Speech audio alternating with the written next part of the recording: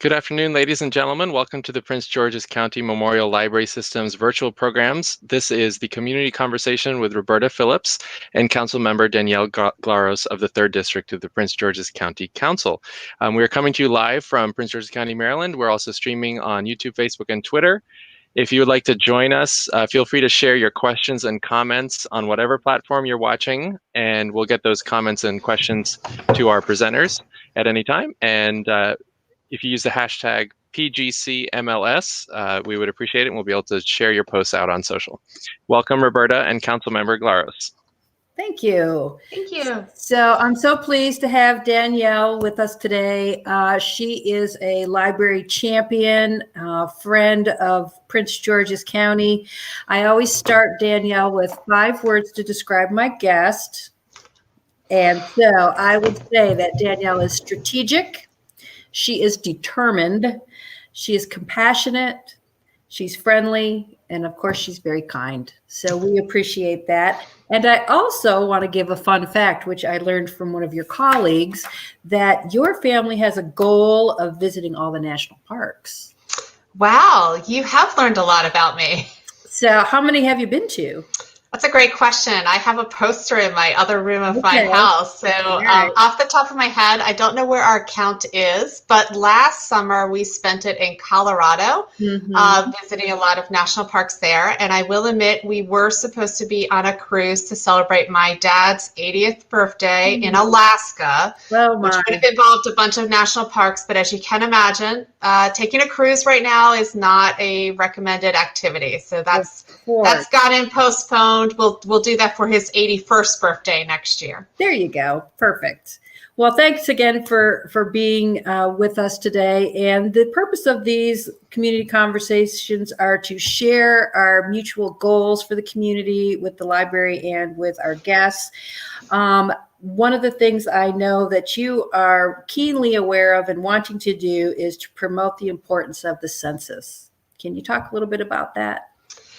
Yes, happy to. So I hope everyone who's listening to us right now has called in or filled out online the census. Every 10 years, the federal government asks all of us to declare that our family size and where we're living in the country. And that is so essential because it determines so much funding that then the county and the state even will receive back from the federal government.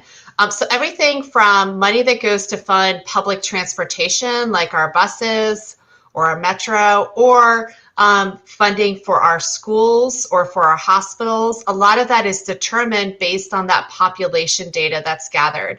And so we're in the midst of the census. Prince George's County has right now over 60% response rate, which is great. We're a little bit less than the state.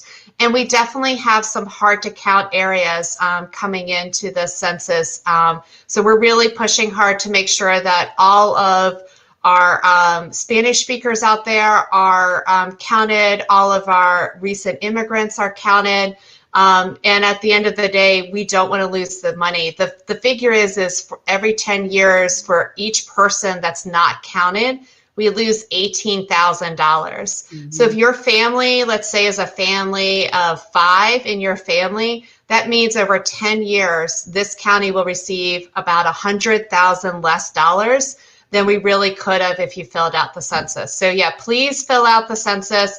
I'm sure your team can post the website and the phone number. And the nice thing about calling in on the phone or filling it out on the web is you can do it in multiple different languages. Great. And what do you say to folks who are concerned about their privacy or the personal information? Because I know sometimes that could be a reason why people might not fill it out. Yeah, there's a lot of sensitivity out there, and I completely understand that. But the census is protected, and there's actually legal documentation to back that up. So your information cannot be shared in any shape or form. And when you do call in, it's, I believe, 8 or 9 questions that are asked. And in essence, they're going to ask you questions to share how many people are in your house, what the names are of those people, and what the ages of are those people who are in your home. And of course, make sure that you share your address as well.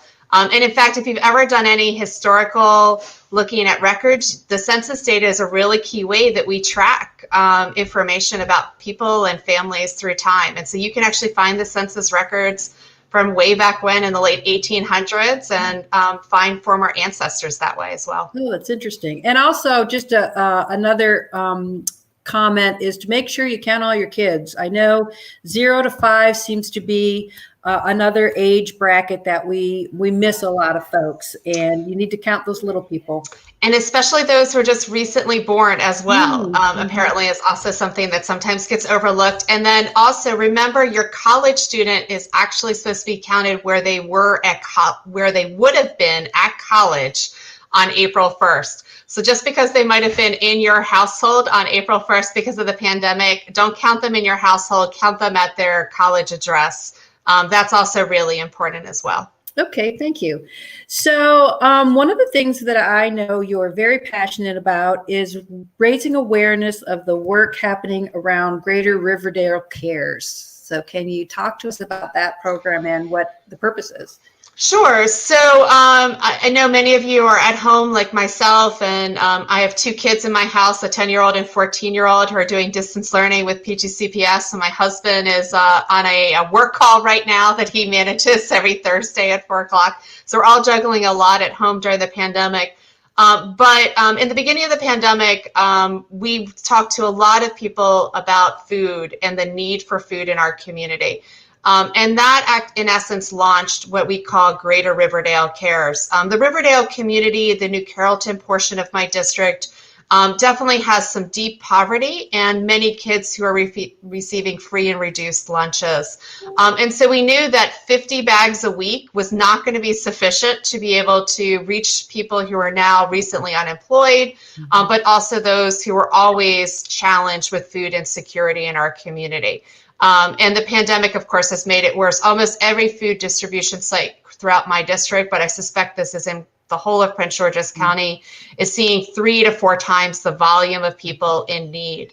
And so we launched Greater Riverdale Cares. It's a partnership with many nonprofits, including the Latin American Youth Center, Central Kenilworth Avenue Revitalization Group, the Prince George's Food Equity Council. We have many church partners who are part of our effort, including Christian Life Center, SEED, which is Sewing Empowerment Economic Development, also affiliated with Refreshing Spring Church. And so through that effort, just in the first month, we had delivered like over 25,000 meals to restaurants, and we did that through World Central Kitchen, but we also launched an effort to actually purchase local meals from local family-owned restaurants in the community, many of whom actually just opened up in the last year or two.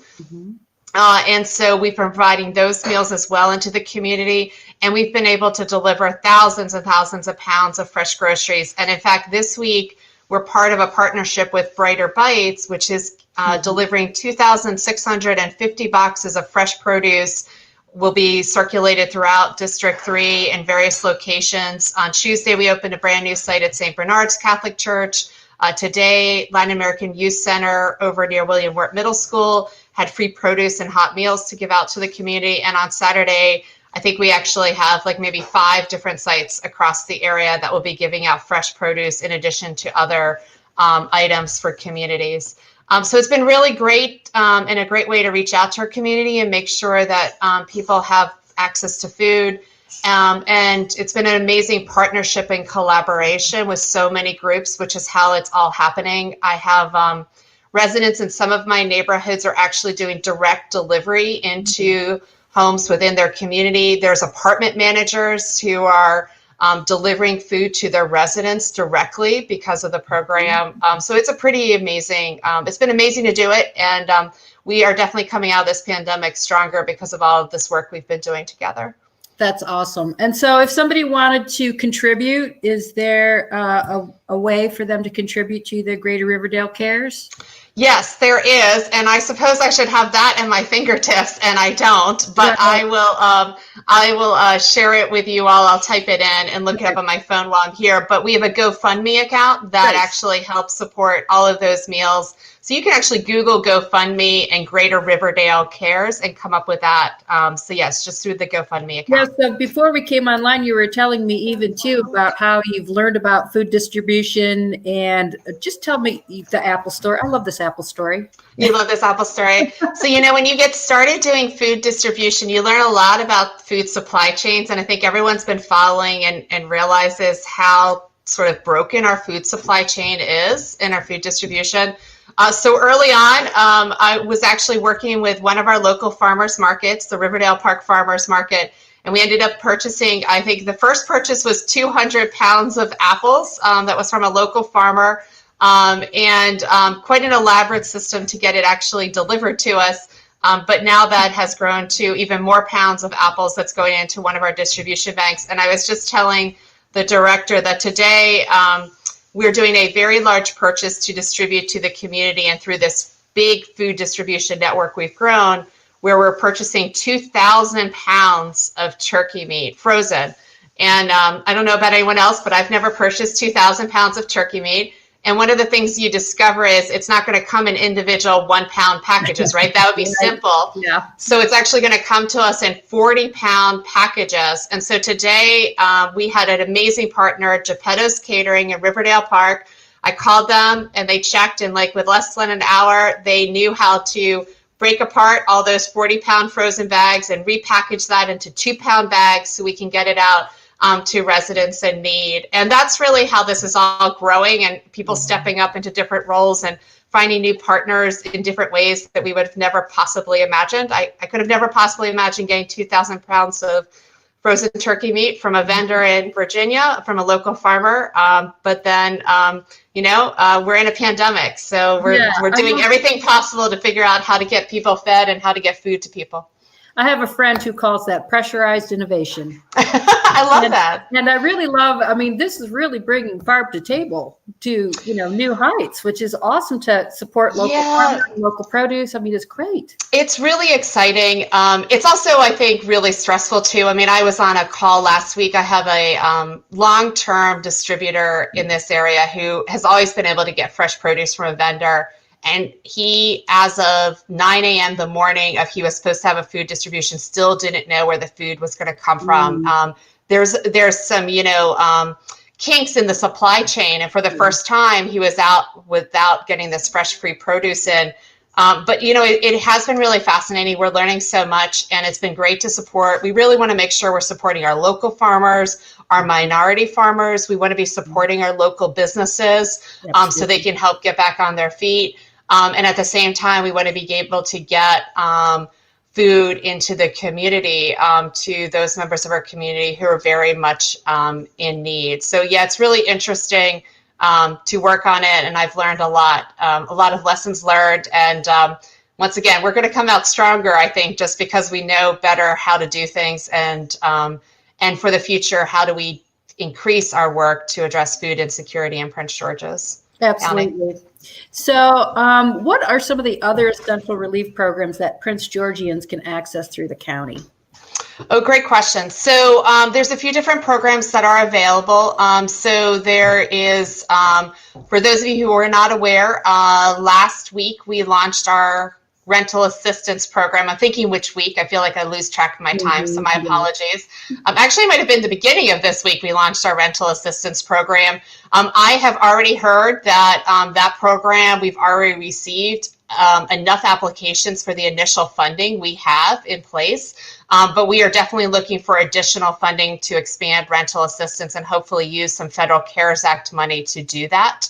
And the other program that's out there is to support our small local businesses. So we have already been authorizing grants and loans through that program. And in fact, we're expanding the funding in that program and expanding the deadline to apply for that until May 29th. And if you're a small business owner, you can definitely go to the EDC website, our Economic Development Corporation website. They have all the details of how to apply for it. I really encourage folks to take a look at it if you hadn't applied or hadn't filled out your application yet or finished your application. Please do that as soon as possible. Like any program out there, there is just not enough money out there for all the need that's out there. But we're trying to leverage all the different resources that are out there, whether it's from the federal or from the state level, to help our businesses, help our renters. We also have a program through Employ Prince George's that is providing cash assistance. It's a $200 gift card. I believe we're now in a wait list status for that program, but it's open for anyone who is an hourly worker earning $19 or less to be able to get some cash assistance. And then we have a lot of great nonprofits locally who are doing some of that work as well. And I'll just do a shout out to them. Casa de Maryland, who's doing a lot of work with our immigrant families. A Latina American Youth Center is also doing some work. And then Housing Initiative Partnership is definitely out there to help people who are maybe struggling with mortgages or rents as well. They are really well positioned to help with negotiating with mortgage companies, which some people out there might need some assistance with. Great. And I know the library is trying to do our part as well. So we have a small business site on our webpage that references a lot of different things that small business owners can do and a lot of help that they can give. It's a special page dedicated to resources. And also it's a great time now for people who are wanting to advance their skill sets for their jobs. I saw your daughter. Yes, this is my daughter behind me. Lillian, you're live on TV right now. Right. And there's lynda.com. There's a host of ways that you can learn online through the library. And so we've also partnered with Employ Prince George's. So we're working together to do some more for workforce development that's coming soon. And I know that you're a big fan of the library. And so how does your family engage with the library? Oh, great question. So our family checks out a lot of books at the library, which are now stacked in my house right now, because like many of you, we haven't been able to return our books. We also actually, my daughter has started using the language program that you have on, and I'm going to fumble the name, so please. Is it Mango? It's Mango, yeah. So she started using Mango and really liked it. It was a really great way to practice her Spanish. She's a freshman in high school over at Eleanor Roosevelt. So that tool has been wonderful. So we use a lot of the online tools as well to engage with the library, yeah, it's been I must admit, I miss being able to get into the library and use your other resources that are there. But it's been wonderful to see the expansion of all the electronic resources that are now available through the library, and all the story times and so forth that are available for young kids and young families. Yes, we're doing a lot. And speaking of young families, just a quick shout out for a program we have, which is called Books from Birth. And Books from Birth is designed for children 0 to 5. When you sign up for the program, your child receives a free book every single month from 0 to 5. And it's a great way to really develop the love of reading with your kids from a very early age, which we know is so important, and create a home library, especially now since we're closed. This is a way for you to get books into your home. They're delivered to your home. And again, it's free. So I hope you and your children will also participate in the Summer at Your Library. So Summer at Your Library is a partnership with the Washington Nationals this year. There are some great prizes. We're going to have a $529 college saving fund from Maryland 529. We're also going to, and this will be outlined in July, but the Nationals are the grand prize is going to be an experience with the national team. So I'm not quite sure what they're cooking up, but we're excited about that. The whole program is available in Spanish and English, and it's all virtual. So prizes, we will still have prizes. We'll still have T-shirts. All that will be distributed when we get a chance to open our buildings. So we're really excited about that. We also have read alouds in English, Spanish, and American Sign Language.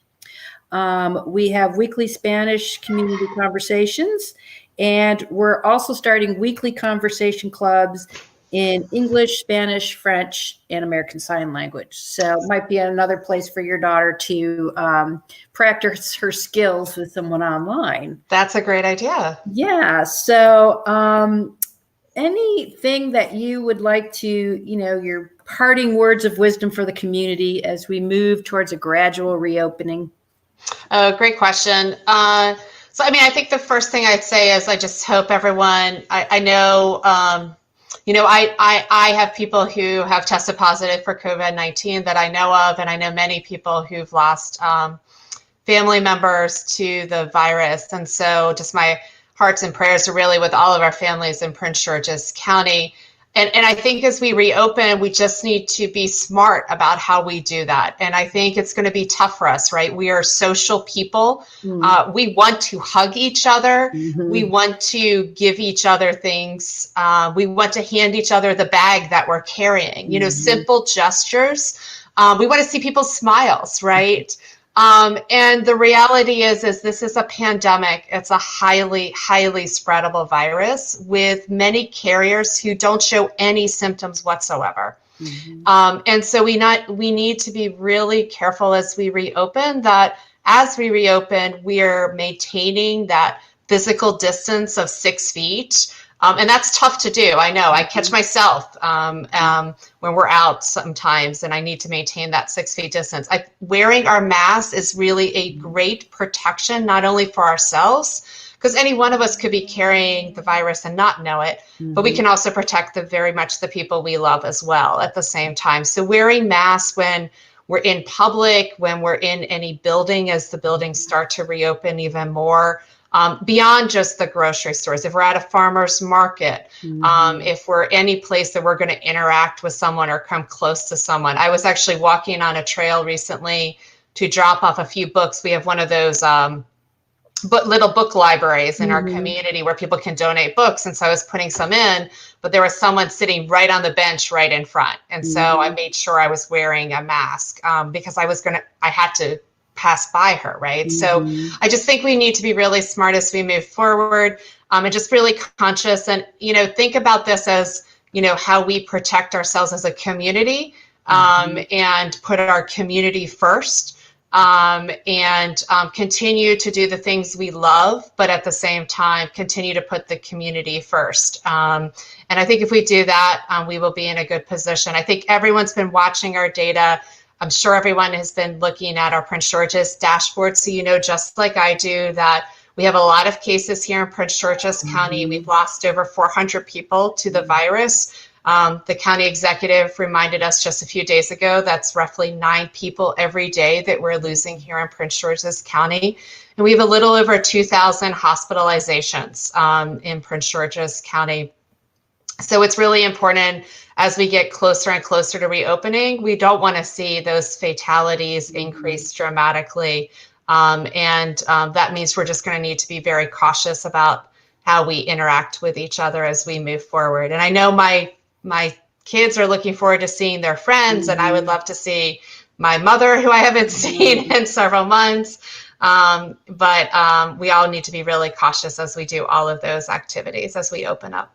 Yes. And I think, our county is vulnerable, and we just need to make sure we're being protected and we're protecting each other. I agree.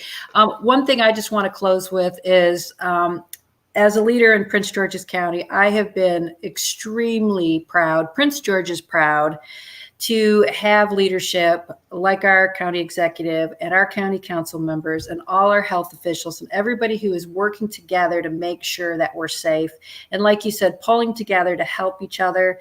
It's really heartwarming, and it really makes me so proud to live in this county and to know, as you said, that we're going to get through this stronger than ever.